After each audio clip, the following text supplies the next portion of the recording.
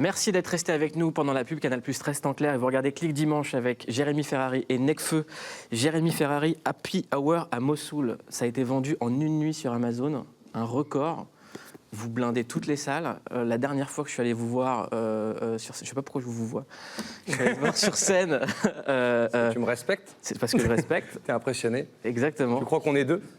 Alors que vous êtes trois. La dernière fois que j'ai vu le spectacle, c'était en plein état d'urgence. Ça a du sens parce que j'aimerais juste qu'on regarde un extrait pour voir ce que le mec était en train de jouer sur scène une semaine après les attentats du 13 novembre. Mokhtar.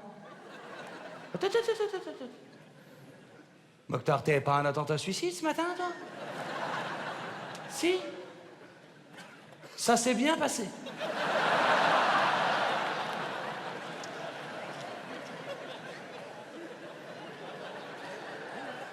Il est bien, lui aussi. Mokhtar, viens là. On t'assoit. Bon, Mokhtar, qu'est-ce qui s'est passé à la boulangerie? Ah, tu ne te souvenais plus ce que tu devais faire? D'accord. Donc, t'as appelé Jawad, hein? Et il t'a dit de ramener des chouquettes.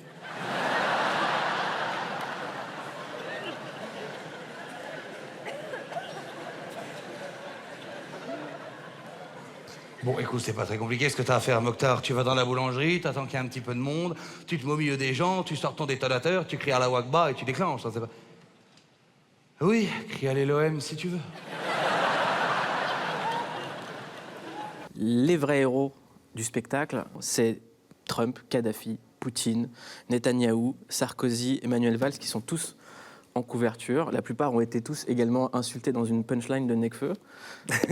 Dans la mer à Manuel Valls. Il y a qui d'autre? Et Trump est dedans. Et Trump est dedans aussi. Voilà, leurs mamans sont aussi dans ton album. Ouais. J'aurais pas mis Kadhafi avec tout le monde, c'est un cas différent. Ce sera un honneur que tu insultes la mienne la prochaine fois. Non. Alors pourquoi est-ce qu'en couverture on a Trump, Kadhafi, Poutine, Netanyahou, Sarkozy et Valls? Qu'est-ce que tous ces gens vont avoir ensemble? Ils veulent la guerre. Le point commun, en fait, tu sais, quand j'ai dû parler de la guerre, que j'ai décidé de parler de la guerre dans le spectacle et dans le bouquin, c'est très compliqué parce que déjà, comme je disais tout à l'heure, je suis pas allé à l'école. Donc déjà, quelle version tu choisis? Parce que la guerre, tu sais, on dit toujours que c'est les gagnants qui écrivent l'histoire, tu vois. Donc déjà, c'est très compliqué. Donc il faut savoir quelle version, qui on choisit, qui est neutre, qui est pas neutre, etc.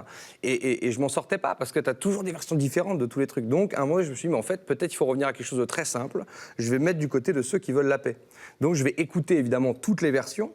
Mais je vais creuser, mon propos, il va être axé sur ceux qui veulent la paix. Et quand tu te mets du côté de ceux qui veulent la paix, tu te trompes rarement quand même. Donc, mais quel point commun entre Manuel Valls, Sarkozy, Netanyahou? Tous ces gens bénéficient d'une manière ou d'une autre de la guerre. Et à partir du moment où tu bénéficies de la guerre, tu as le droit d'être sur la couverture de mon livre. En général, les personnages qui te font le plus rire, c'est ceux qui font le plus peur. Parce que plus tu vas dans l'horreur, plus tu peux aller dans l'absurde. Qui te fait le plus peur en ce moment, dans le monde?